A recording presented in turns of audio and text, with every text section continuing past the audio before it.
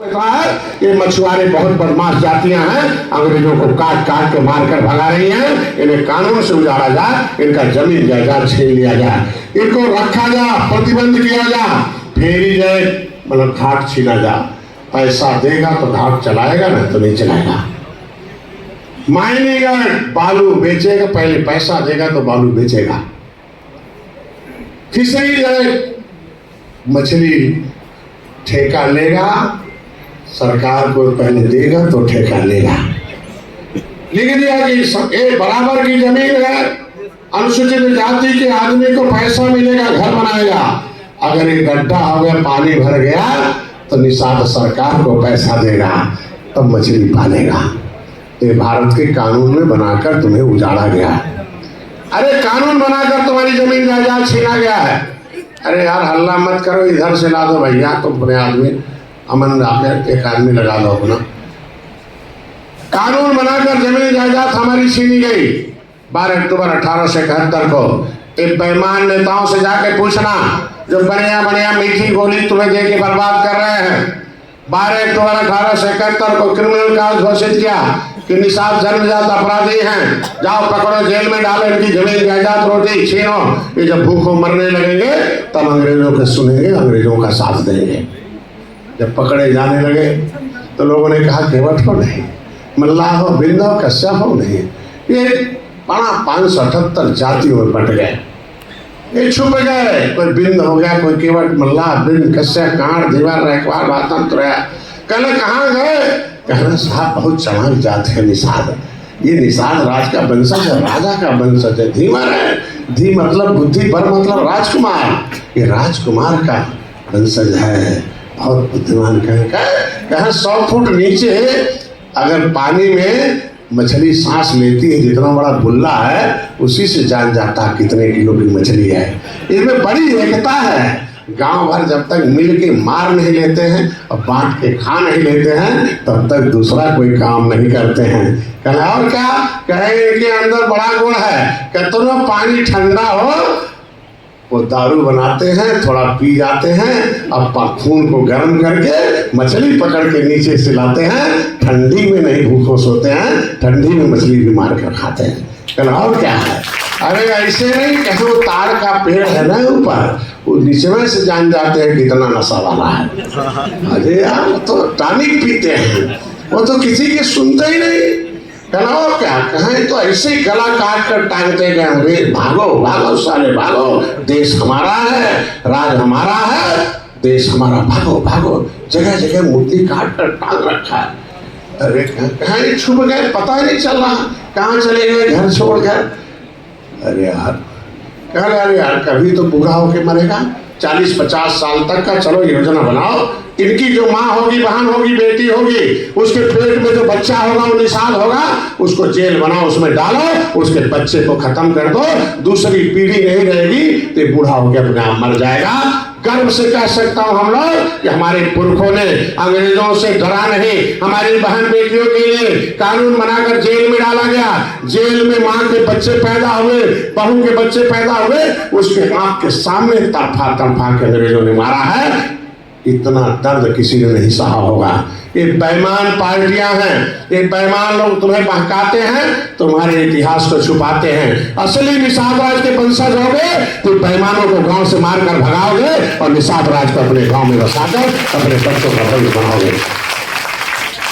हम तो गर्व से कहते हैं कि हमारे लोग तलवार से गर्दन कटना स्वीकार, धर्म नहीं बदला। तो उड़ाते रहे अंग्रेज, नहीं बदला। 167 लोगों की फांसी एक ही बार हुई कानपुर सती चौरा घाट। 27 जून को हम लोग मेला लगाते हैं। हमारा दिल का ऑपरेशन हुआ था, हार्ट अटैक हुआ था, पाइप पड़ा था। 2014 में मेला तय हो गया, झगड़ू जी बैठे हैं, रविंद्रमणि हैं, ये लोग गए तो पता चला हमारे बिरादरी विरोध कर रही थी कि वहाँ मेला नहीं लगेगा। मार सीओ आ गया, कह नहीं लगेगा। मेरे तो ICU में बात हुआ, हमने कहा मेला तो लगेगा भाई। वो कहा नहीं लगेगा, परमिशन नहीं दे। हमने कहा ये बेटे का शादी थोड़ी है परमिशन लिया जाएगा, अंग्रेजों को मारकर भगाने का जश्न है। 2-4 लोग और मार दिए जाएंगे, लेकिन मेला लगेगा तो वही लगेगा।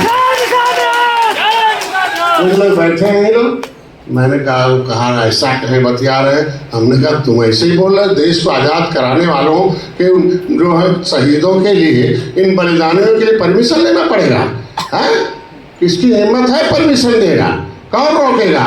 अगर अंग्रेज साले नहीं रोक पाए तो आप जैसे लोग नहीं रोक पाओगे। कई हजार मारकर फेंक दे जाएंगे इतनी बड़ी सेना निसार पार्टी के। और मैं अस्पताल में भर्ती था ICU में, वहाँ से गरज रहा था। मैडम थी अलग से परेशान थी। दूसरे दिन भाषण हुआ, मैंने अपना भाषण दिया। डॉक्टर से पूछा बोल सकते हैं? अरे पूरा बोलिए, ऑपरेशन दिल का हुआ, जुबान का थोड़ी हुआ। बोलिए। लेकिन दर्द इस बात का है कि इतना खतरा लेकर इस पार्टी को खड़ा किया। बहुत चंद लोग, आपको सही सही बता दूं, बहुत चंद लोग उस PGI में हमसे मिलने आए, बहुत चंद लोग, है ना। और जो मिलने आए वो इन बेईमान पार्टियों के हिट लिस्ट में आ गए। यही पक्का डॉक्टरवा का आदमी है, इन्हीं के पीछे पड़ो और इन्हें बर्बाद करो। पूरा अभियान चला निषाद पार्टी को खत्म करो। आज आपके बीच में इसलिए कहने आया हूँ, ये लड़ाई क्यों लड़ी गई? 12 अक्टूबर 1871 को क्रिमिनल काल घोषित किया, हमारे लोगों को उजाड़ दिया, चमकात अपराधी घोषित कर दिया। 70% निषादों के पास जमीन नहीं है, जमीन जायदाद घर द्वार नहीं है, खेती बाड़ी नहीं है, जीविकोपार्जन नहीं है। इस देश को आजाद कराने के लिए हम गरीब बने हैं। देश आजाद हो गया और गरीबी से आजादी लेना होगा, इसलिए गरीबी से आजादी कराने के लिए निषाद पार्टी का जन्म हुआ और कोई काम नहीं इसका। जैसे इस गरीबी से आजादी दिलाना होगा इन गरीबों का, वो डॉक्टर संजय के साथ आए हैं। इसका नाम ही है निर्बल इंडियन शोषित हमाराम दल। जो अंग्रेजों के शिकार है वो निर्बल है, जो कांग्रेस के शिकार हुए वो निर्बल है, जो सपा बसपा के शिकार हो गए वो निर्बल है। अब भाजपा तो अभी आई है, इसको कैसे कहा जा सकता है? इसने चिट्ठी उट्ठी लिखना शुरू किया है। अब जब नहीं देगी तो भाजपा भी कहेंगे कि वो भी शिकार बनाती है। अभी तो मानना ही पड़ेगा कि दे रहे हैं दे रहे हैं दे रहे हैं, कुछ दिन तक तो सामना पड़ेगा। और सबको एक ही बार दुश्मन बना लोगे तो ठीक नहीं है। इसलिए असली में मैं तुम्हें कहूँगा आपसे कि 10 मिनट में इसको खत्म करूँगा कि अगर आपके पुरखों ने अंग्रेजों को मार कर भगाया, देश को आजाद कराया, तो गरीबी से आजादी लेना है कि नहीं लेना है? अरे हाथ उठा के बोलो, तो दिल से बोलो, पक्का? तो गरीबी से आजादी लेना कि नहीं लेना है? हमें क्या चाहिए? क्या चाहिए? मुंह से बोलो, क्या चाहिए? क्या क्या? गरीबी से, लाचारी से, गरीबी से। तो ये आजादी अगर चाहते हो सही में, तो अभी आजादी इसलिए नहीं होगी, इन बेईमान विभीषणों के गुलाम हो आप लोग। आप लोगों के विभीषण जो पढ़ा देते हैं वही मान लेते हैं। देखो देश तो आजाद हो गया। जब भगवान राम और निषाद राज का कानून था तो प्रजा दुखी थी कि सुख था? बोलो। तो निषाद राज के पास केवल खाना भर था, मुर्गा खाना, मछली खाना, दारू खाना, पूरी खाना कि खजाना? तुम्हारे पुरखों के पास क्या था? हाथ उठा के बोलो, दोनों हाथ उठा के बोलो, क्या था? हमें क्या चाहिए? क्या चाहिए? हमारे समाज को क्या कहते हैं? 500 रुपया ले लो, चले जाओ दारू खाना है। बहुत नहीं है, कह रहे पूरी खिलाना है। और क्या चाहिए? हमारे गांव भर तक पिया था तो खऊ चाहिए था। कितना चाहिए? 50 किलो मुर्गा चाहिए। कै दिन खिलाते हैं? 5 दिन। कै दिन पिलाते हैं? 5 दिन। कै दिन मीठ मीठ बतियाते हैं? तुम्हारा वोट लेने के बाद अब उसका बेटा दरोगा बनता है, वो कैसा लतियाते हैं?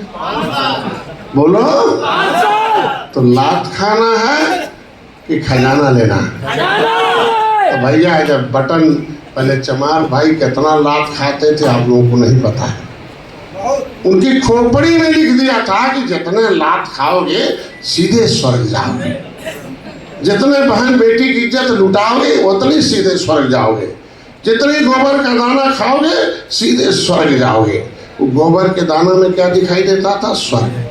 पंडित जी की सेवा में क्या दिखाई देता था? स्वर्ग। बोलो। सुअर चराने में क्या दिखाई देता था?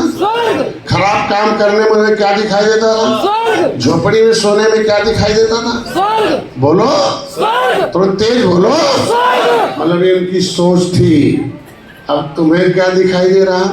100 ग्राम मिल गया तो उसमें क्या दिखाई देता है? पौआ दुकान पर क्या दिखाई देता है? ये नेता जो तुम्हारे यहाँ आते हैं पौआ बांटते हैं, वो लगता है पौआ बांट रहे हैं, स्वर्ग का टिकट बांट रहे हैं। पूरी खिलाते हैं, उसमें क्या दिखाई देता है? मुर्गा खाते उसमें क्या दिखाई देता है? बोलो भाई। ये हमारे समाज की सोच है। क्या हो गया?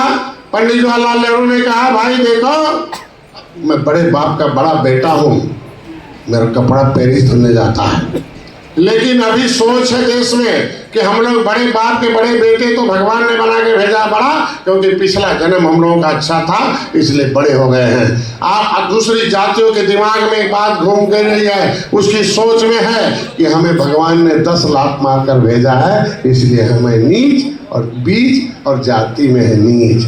जो सबसे खराब वो सबसे नीच, थोड़ा कम खराब वो है बीच, फिर भी है जाति में नीच, इसलिए वो नीचे है, हम लोग ऊपर हैं। इस सोच के साथ वो आपको ऊपर मानता है, हमें नीचे। ये सोच देश में है, लेकिन अब संविधान लागू होगा। 26 जनवरी 1950 को संविधान से देश चलेगा। अब विधान से नहीं चलेगा, संविधान से चलेगा। और संविधान में लिख दिया कि बड़े लोग भगवान के भेजे नहीं हैं। उन्होंने कहा we are your chosen by God, the other cause written by God, कि हम लोग भगवान के भेजे लोग हैं, दूसरे लोग भगवान ने 10 लात मारकर उन्हें नीचे भेजा है कि जाके सेवा करो बड़े लोगों को, तब तो मेवा मिलेगा। लेकिन संविधान में लिख दिया गया है अनुसूचित जाति अत्याचार निवारण अधिनियम कि अगर इनके ऊपर कोई अत्याचार करेगा वो सीधे जाएगा जेल, उसको नहीं होगा बेल। उसमें अपने से साफ कर रहा पाखाना, उसे सीधे जो स्वर्ग जाना वो दिखाई देता है। लेकिन इस कानून में लिख दिया है कि जो इनसे साफ करवाएगा पाखाना वो सीधे जाएगा जेल खाना। कहना और क्या लिखा है? कहना इसमें तो लिख दिया है कि अगर आप वोट पाएंगे तो बड़े रह जाएंगे। उन्होंने कहा the implementation of the constitution of India after the 26 January 1950 we are you are not chosen by God, we are chosen by public. मतलब संविधान के बाद संविधान के अनुसार अब कोई बड़ा आदमी नहीं रहेगा, जो वोट पाएगा वही बड़ा रहेगा। अगर तुम दूसरे को वोट देते हो उसे बड़ा बनाते हो, अपने बच्चे को छोटा बनाते हो। इसलिए निषाद राज के वंशज जागो, वोट ले लो, वोट लेकर अपने बड़े हो जाओ और दूसरा अपने आप छोटा हो जाएगा। किसी को छोटा बनाने की कोई जरूरत नहीं। तो भैया प्रधान का चुनाव लड़ना कि नहीं लड़ना है? बोलो, लड़ाना कि नहीं लड़ाना है? बीडीसी बनाना कि नहीं बनाना है? बीडीसी बना रहे हो कि बड़ा बना रहे हो? बोलो, प्रधान बना रहे हो कि बड़ा बना रहे हो? जिला पंचायत बना रहे हो कि बड़ा बना रहे हो? विधायक बना रहे हो कि बड़ा बना रहे हो? ये पार्टी खड़ा कर रहे हो कि बड़ा बना रहे हो? ये पार्टी खड़ा इसलिए है कि आप बड़ा हो, कार्यकर्ता बड़ा है। इसलिए ही कहने के लिए आए हूँ, पंडित जवाहरलाल नेहरू ने पंडित जी लोगों का क्या बदला? सोच। क्या बदला? बोलो भाई। क्या पहले पंडित जी को क्या दिखाई देता था? धर्म। क्या दिखाई देता था? बस कल यही भगवान ने भेजा, यही हमें पढ़ना है, बाकी और नहीं। कल और क्या कहे? भोग लगाना और भोग खाना, ये है ना जी? बोलो भाई, बोलो भाई। उस भोग का नाम था महान भोग। मतलब कहना घी खाना, पूरी खाना, आराम से सो जाना और सुबह शाम पूजा, भगवान के अंदर रहकर जिंदगी बिताना, यही है स्वर्ग जाना। लेकिन पंडित जवाहरलाल नेहरू ने कहा अरे कहाँ तुम इधर उधर चक्कर में पड़े हो, ये वोट ले लो, सीधे लखनऊ दिल्ली में संविधान में लिखा है खजाना। कहना क्या? कहना ये इलेक्शन नहीं है, ये खजाने की चाबी है। वोट नहीं है, ये खजाने की चाबी है। कहना क्या करना होगा? कहना देखो भाई, ये 18% निषाद हैं, 19% मुसलमान हैं, 14% देश में मुसलमान हैं, मुसलमान दारू पिएंगे नहीं, वोट इधर उधर देंगे नहीं, उनको हम मजाते हैं, मौलाना आज़ाद को लाते हैं और एक दाढ़ी वाले को खड़ा करके देश का वो मुसलमानों का वोट लेकर सत्ता में पहुंचेंगे। लेकिन ये निषाद एक बहुत बदमाश बिरादरी है, ये अंग्रेज़ों से लड़ती है, हमसे भी लड़ेगी, क्योंकि हम लोग भी अंग्रेज़ों के नज़दीक रहे हैं, इसलिए वो भी हमें अंग्रेज़ों का नज़दीकी मानता है। इसलिए कहता है पंडित जवाहरलाल नेहरू अंग्रेजी पढ़ता है, इसलिए अंग्रेज़ों का साथी है। निषाद अंग्रेजी ही नहीं पढ़ते हैं, कहते हैं साला अंग्रेज़ों की भाषा है, हम इसे नहीं पढ़ेंगे, हम देश को आज़ाद कराएंगे और अंग्रेज़ों को मार कर भगाएंगे, तो एक क्या हम करके दिखाएंगे। ये निषादों के अंदर बड़ी दुश्मनी है, अंग्रेजों को देश तो कच्चा खा जाएंगे। कहना सारे वोट देने वाले नहीं हैं, कहना कैसे देंगे, कहना हम आबकारी नीति बना रहा हूँ, प्रधानमंत्री हूँ। अरे यार 1947 में प्रधानमंत्री बन गए, 1949 का भाषण है। कहना हम गांव गांव खुलवाएंगे दारू खाना और इनको पहुंचाना दारू खाना। अब एक कनौर का कहना देखो अपने लोगों के लिए खोलो पाठशाला, अपने लोगों के लिए खोलो कार्यशाला। कहना क्या पाठशाला में पाठ पढ़ा जाएगा, पाठ पढ़ाया जाएगा जो दुनिया का पाठ है, कैसे वोट दे देगा। अब कार्यशाला में उतना पढ़ाया जाएगा जिससे कार्यशैली बदल जाए और वोट मिल जाए। वोट लेके हमें प्रधान बनना है, वोट लेके बीडीसी बनना है, वोट लेके प्रमुख बनना है, वोट लेके जिला पंचायत बनना है, वोट लेके जिला पंचायत अध्यक्ष बनना है, 100 करोड़ रुपया का मालिक बनना है, वोट लेके विधायक बनाना है, वोट लेके प्रधानमंत्री मुख्यमंत्री बनाना है। पूरे देश के खजाने पर कब्जा करके दिखाना है, इस कार्यशाला में बताना है। कांग्रेस कार्यशाला खोली, कहने निषादों के लिए क्या चाहिए, कहने कभी कार्यशाला में भर्ती न होने पाए, इसको तो कहने क्या खोलना पड़ेगा, कहने इसके लिए मधुशाला। तो नाम बदल गए, कहना अगर इसको कहोगे दारू खाना तो नहीं जाएगा, कहेगा मधुशाला है, हो गया भाई। तो आपके बिरादरी के लोग 5 बजे कहाँ जाते हैं? मधुशाला। बोलो भाई, मधुशाला। बाकी लोग मधुशाला जाते हैं।